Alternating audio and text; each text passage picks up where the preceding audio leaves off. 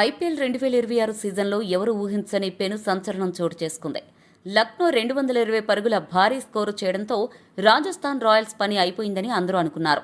కానీ లక్నో అనే అంబాసిడర్ కారును వైభవ్ సూర్యవంశీ అనే హై స్పీడ్ టిప్పర్ లారీ గంటకు 250 కిలోమీటర్ల వేగంతో గుద్దేయడంతో లక్నో జట్టు అమాంతం తునాతునకలైపోయింది. కేవలం 15 ఏళ్ల వయసున్న ఒక కుర్రాడు పరుగుల సునామీ సృష్టించి సింగిల్ హ్యాండెడ్గా మ్యాచ్ను గెలిపించిన తీరు జైపూర్ స్టేడియంలో అభిమానులతో జేజేలు కొట్టించింది.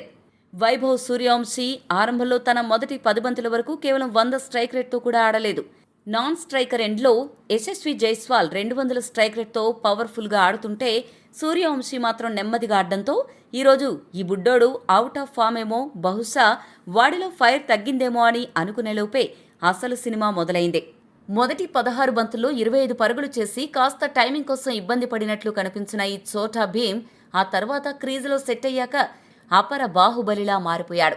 ఒక దశలో 10 బంతుల్లో 5 పరుగులు మాత్రమే చేసిన వైభవ్ ఆ తర్వాత ఆడిన 28 బంతుల్లో 88 పరుగులు బాది లక్నో బౌలర్లకు దడ పుట్టించాడు.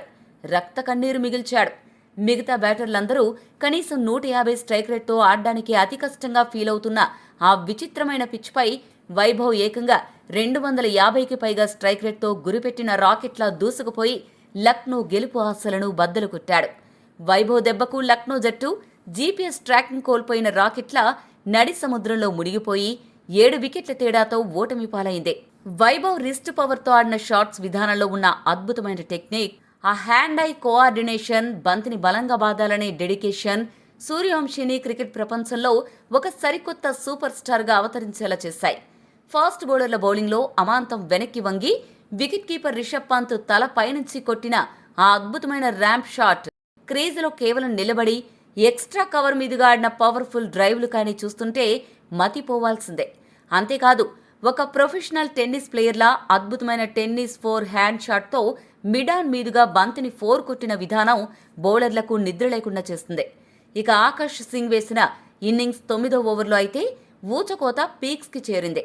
ఆ ఓవర్లో 2 4లు 3 భారీ సిక్సర్లు బాది ఏకంగా 26 పరుగులు రాబట్టి ఆకాష్ సింగ్కు జీవితకాల పీడకలను మిగిల్చాడు. షార్ట్ బాల్స్ వస్తే స్క్వేర్ లెగ్ మరియు మిడ్ వికెట్ మీదుగా అద్భుతంగా పూల్ చేశాడు.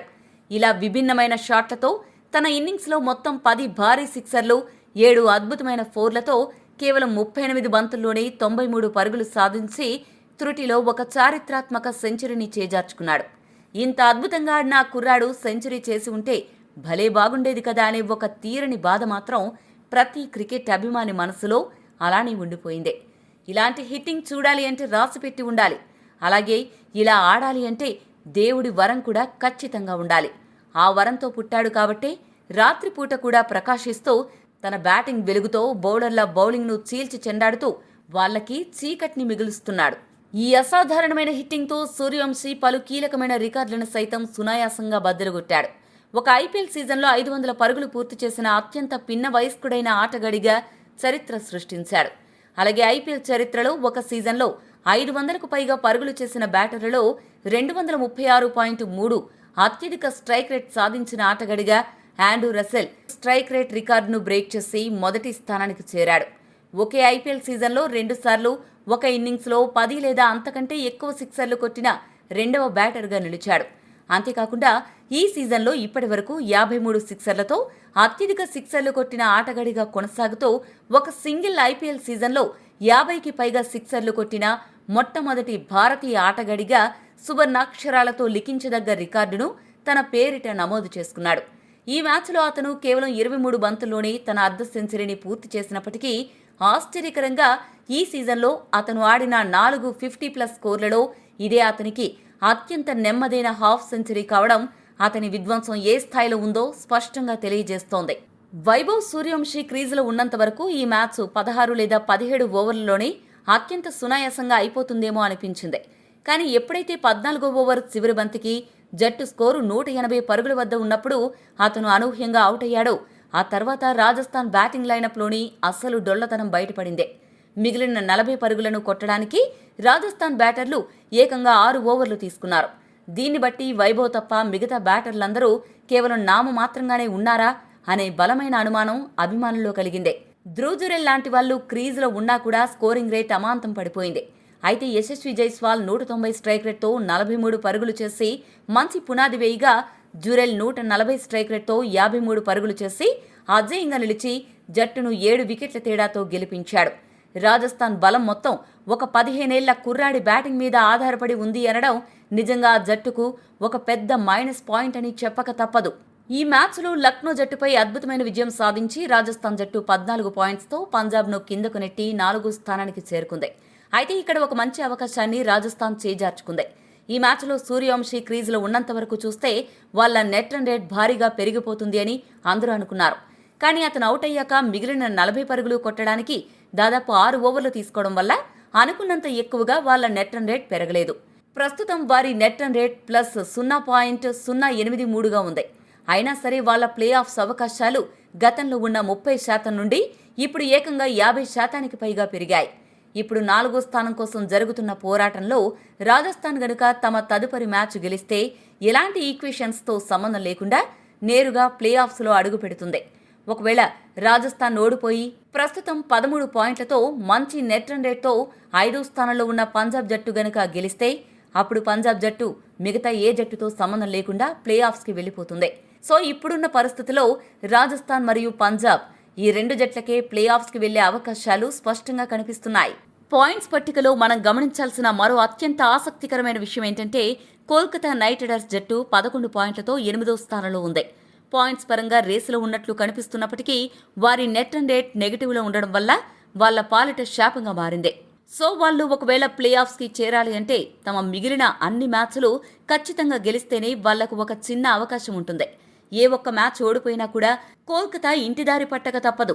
ఇక ఇక్కడ మనం గుర్తుంచుకోవాల్సిన ఒక చేదు నిజం ఏంటంటే చెన్నై సూపర్ కింగ్స్ మరియు ఢిల్లీ క్యాపిటల్స్ ఈ 2 జట్లు 12 పాయింట్స్ సాధించినప్పటికీ తమకు మిగిలిన ఒక మ్యాచ్ గెలిచినా ఇద్దరి నెట్ రన్ రేట్ చాలా దారుణంగా ఉంది.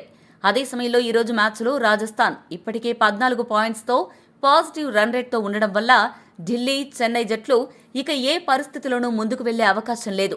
ఒక రకంగా చెప్పాలంటే ఈరోజు రాజస్థాన్ విజయంతో చెన్నై అలాగే ఢిల్లీ జట్లు రెండూ కూడా అనఫిషియల్గా ఎలిమినేట్ అయిపోయాయి అని పాయింట్స్ పట్టిక చూస్తే మనకు ఇట్టే అర్థమైపోతుంది.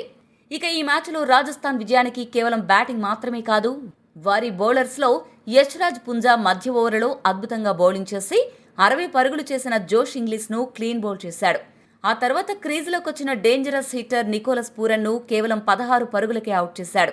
ఇక డెత్ ఓవర్ల స్పెషలిస్ట్ డెత్ ఓవర్లలో అత్యంత పదునైన యార్కర్లు ఖచ్చితమైన లైన్ అండ్ లెంత్తో బ్యాటర్లను బెంబేలెత్తించాడు.